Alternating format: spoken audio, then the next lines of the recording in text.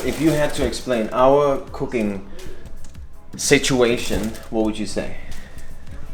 I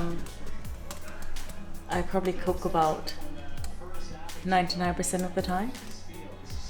99% of the time that she's home, absolutely right. Because she's a phenomenal cook. But what I do when she's not home is that I cook my own food, which I classify as bro food.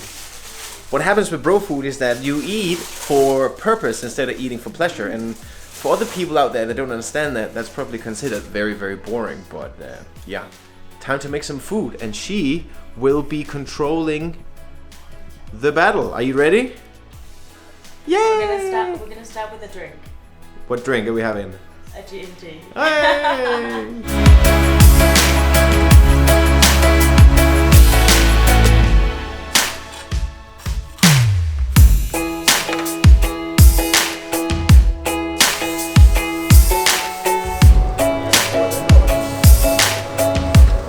What dish are we making?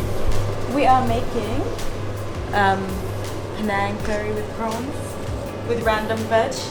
So do not judge me if you're Thai.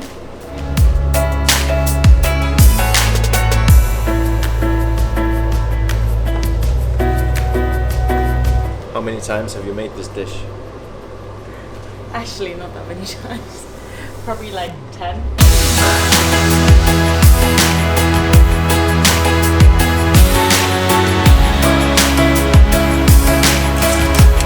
So counting the prawns.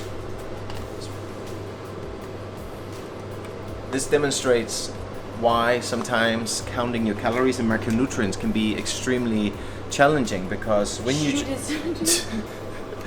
when don't want to interrupt her, but when you're making dishes where you're kind of mixing everything into one 29 pot, each. 29 prawns in total, 29 each. Then obviously we're gonna have to separate afterwards the way we do it now, because we're making a meal for both of us. When the meal is done and we then have to eat it, for us to know the calories and the macronutrients, we're going to have to split it into two portions. Now, in terms of the prawns, it's easy for us to count them versus weighing them, because obviously they're going to be in the pan with the finished curry in the end. So that's a good way to overcome that. Is it easy? No, but you got to do what you got to do if you want to count your calories and macronutrients. So you're not really meant to stir after if you cook like soup or curry with seafood. It can make the dish really fishy. But it matters more if your seafood is fresh. So I don't think prawns from Sainsbury's is that fresh. So this probably doesn't mean anything. Hey, it looks freaking delicious. Just in case. And here we have my incredibly important job in today's cooking, the art of cooking delicious rice. How is it? Pretty good. Pretty damn delicious, eh? Pretty good. Now it's your turn.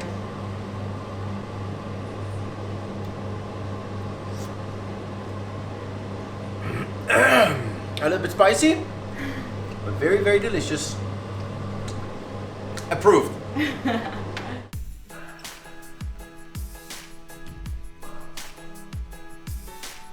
This rice is so much better, babe.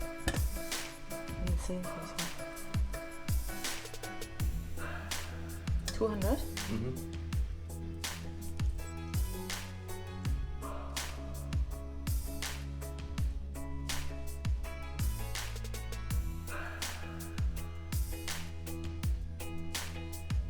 Thank you for cooking. This is obviously not the style of food you would typically make if you're counting calories and macronutrients, just because the cooking process becomes a lot more complicated. But because we knew we were gonna just split it 50-50, we could kind of calculate all the calories and macronutrients that went into the dish as we created it, and would eat all of it today. And then by dividing everything in two, we can then dictate how much we each have. And so this is both these meals are in according to our goals and our set calories for the day. So this is the last meal of the day.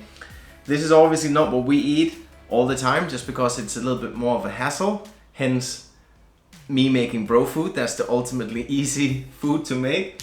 Not always the most delicious, but it gets you what you need. But when you have some of this food, then it's just absolutely amazing. So the tip is you just have to eat everything. you have to eat everything, yeah, that's the thing. So if you want to make a recipe food, you need to eat everything. You gotta commit. And you have to count everything. Everything. It's a hassle. It's a hassle, but we like delicious food. So. Yeah.